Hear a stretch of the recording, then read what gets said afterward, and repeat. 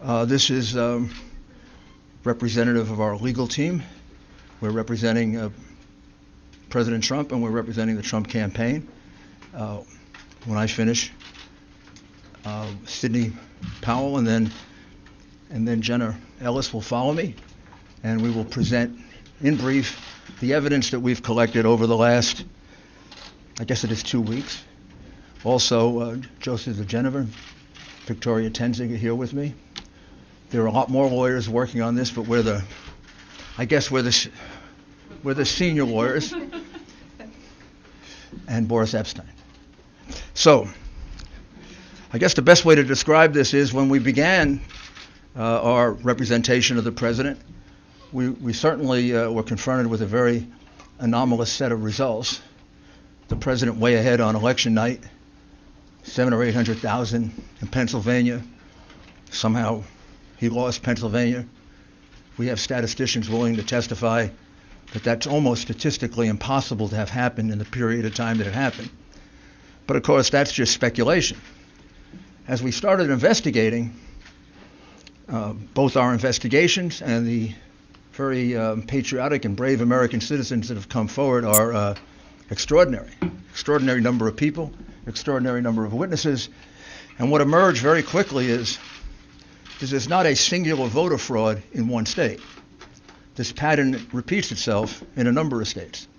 Almost exactly the same pattern, which to any experienced investigator, prosecutor, would suggest that there was a plan from a centralized place to execute these various acts of voter fraud, specifically focused on big cities, and specifically focused on, as you would imagine, big cities controlled by Democrats, and particularly focused on big cities that have a long history of corruption. The number of voter fraud cases in Philadelphia could fill a library. Just a few weeks ago, there was a conviction for voter fraud, and one 2 weeks before that. And I've often said, I guess sarcastically, but it's true, the only surprise I would have found in this is if Philadelphia hadn't cheated in this election, because for the last 60 years, they've cheated in just about every single election. You could say the same thing about Detroit.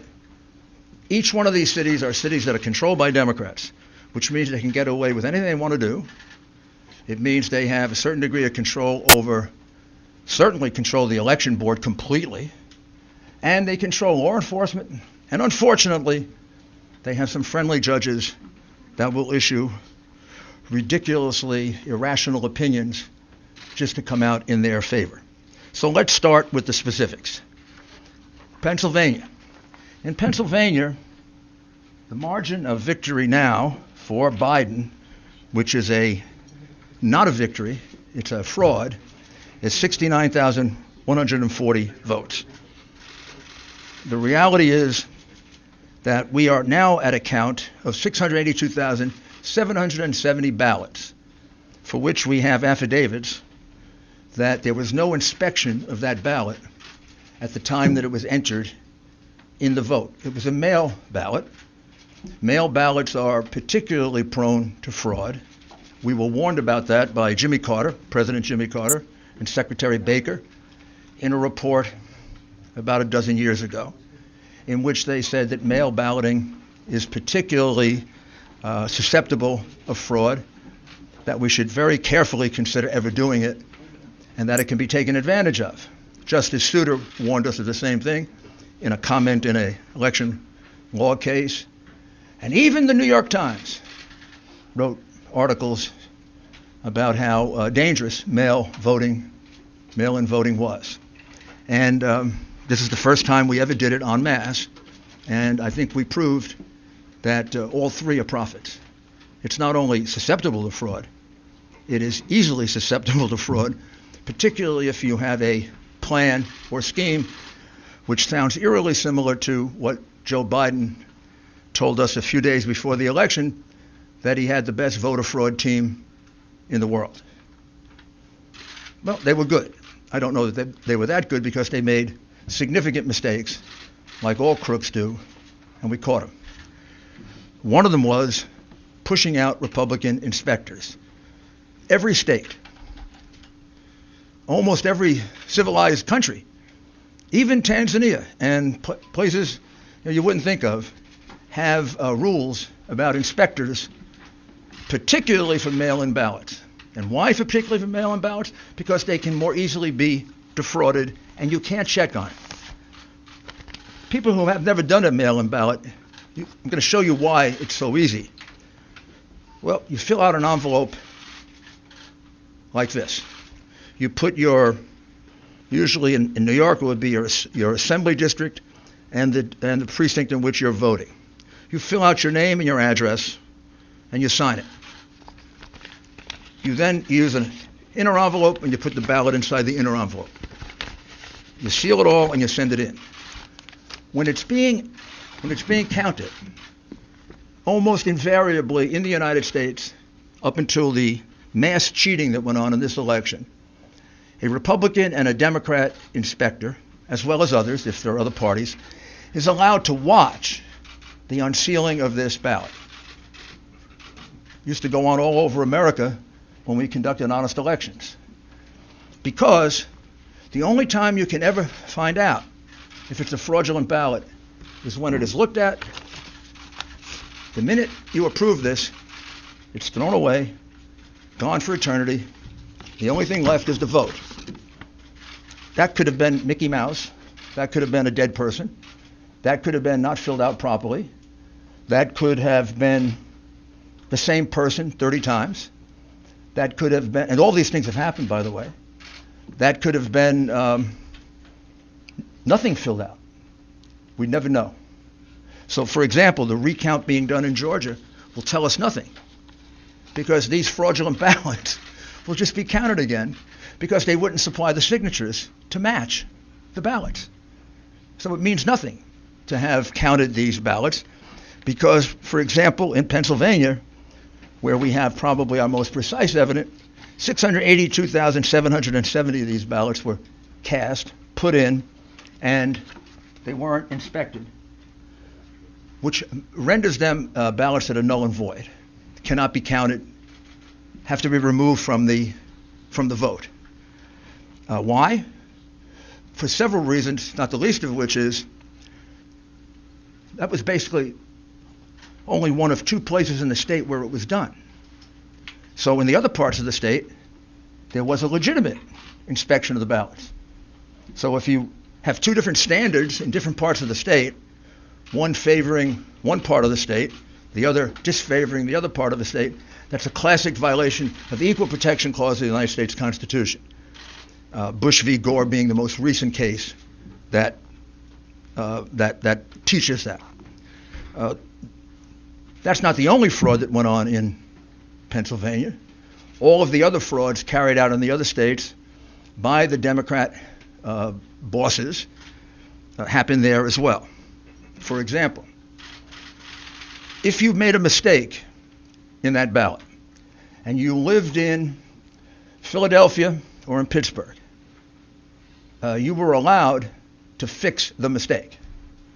But if you lived in what would be considered more Republican or Trump parts of the state, you were given no such right.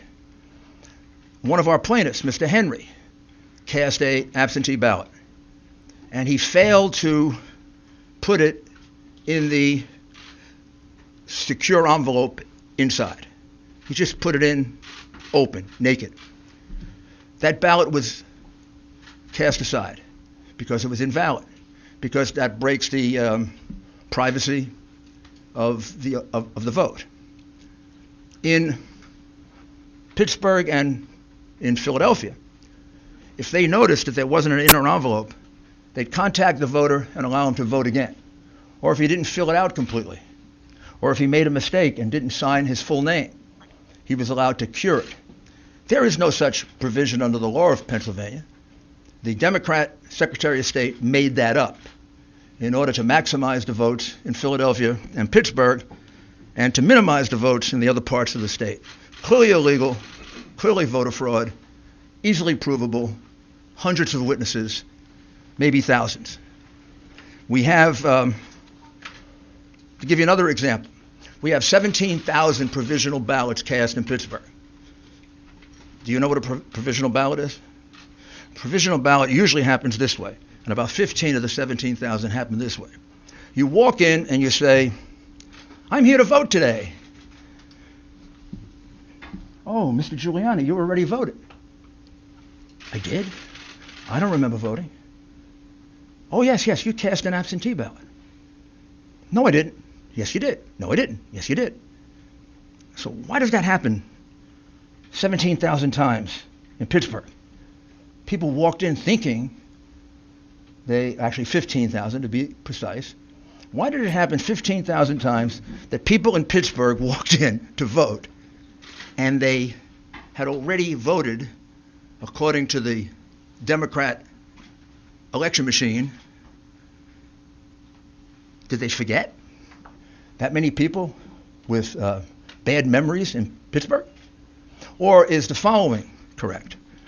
That as witnesses will testify, they were instructed by the Democrat bosses, when they had a ballot in which there was no one registered, just assign it to somebody. Just assign it to Rudy Giuliani. So when maybe Rudy Giuliani won't show up to vote. And if he does show up to vote, we'll give him a provisional ballot. That is what we call circumstantial evidence of the fraud. The direct evidence of the fraud are the people who will testify that, in fact, that's what happened to them. As well as the 50 to 60 witnesses we have for the way they were treated and not allowed to inspect the ballots. They weren't just not allowed to do it. They were pushed. A few cases they were assaulted. In all cases they were put in a corral so far away, probably the closest they got is from here to the back of that room. We could do like did you all watch My Cousin Vinny? You know the movie? It's one of my favorite law movies because he comes from Brooklyn. And when the nice lady who said she saw, and then he says to her, how many fingers do I got up? And she says, 3. Well, she was too far away to see it was only 2. These people were further away than my cousin Vinny was from the witness. They couldn't see a thing. Now, I don't know. You're going to tell me that 60 people are lying? They didn't just tell me this. They swore under penalty of perjury, which is something no Democrat's ever done. You don't even ask Biden about this. You don't put him under penalty of perjury. He doesn't even get asked questions about it. He doesn't get asked questions about all the evidence of the crimes that he committed. These people are under penalty of perjury. Their names are on an affidavit. They swear that they weren't allowed to carry out their function as inspectors. And it's not just a technical thing. There's a reason they did it. Why would you not allow people to carry out the function they've been allowed to do for 50 years, 60 years? Why wouldn't you allow inspections of those ballots? Because you knew you were going to use those ballots to catch Biden up. And you had a big road ahead of you. You had to catch him up for 700,000 to 800,000 votes that he was behind. And the only way you were going to do it was with the mail-in ballots. You couldn't have a Democrat and Republican inspector around. They don't even have Democrats watching it, because they'd be afraid that there'd be honest Democrats who would say, you're cheating. So that takes us to Michigan, where there was an honest Democrat who said they were cheating. And we'll show you her affidavit, because I know you keep reporting falsely that we have no evidence, that we have no specific acts of fraud. That's because the coverage of this has been almost as dishonest as the scheme itself. The American people are entitled to know this. You don't have a right to keep it from them. You don't have a right to lie about it. And you are. I mean, you don't report to them that a citizen of this country, a very fine woman, who is willing to allow me to give you her name. I can't give you all these affidavits, because if I do, these people will be harassed, they'll be threatened, they may lose their job, They will lose their friends. We've lost lawyers in this case because they've been threatened. We've had lawyers that need protection. What's going on in this country is horrible, and the censorship that you're imposing is making it worse. But Jessie Jacob is an adult citizen and a resident of the state of Michigan. She's been an employee of the city of Detroit for decades. I know her age, but she can tell you her age. She was assigned to voting duties in September, and she was trained by the city of Detroit and the state of Michigan. She was basically trained to cheat. She said that I was instructed by my supervisor to adjust the mailing date of these absentee ballot packages to be dated earlier than when they were actually sent in. The supervisor made that announcement for all workers to engage in that fraudulent practice. That's not me saying that. That's this American citizen saying that under oath. I don't know. Maybe you could say she's lying, but you can't say there's no evidence. This is what we call evidence. This is direct evidence, not circumstantial. I tried many, many cases, as did all my colleagues here. You put a witness on a witness stand, the witness is testifying to their own knowledge. This witness goes on the witness stand and she will say, I was told to adjust the date on the absentee ballots. I witnessed election workers and employees going over to the voting booths with voters in order to watch them vote and coach them for whom to vote. Completely illegal. She will testify to that. I don't know. Biden's people can cross-examine her.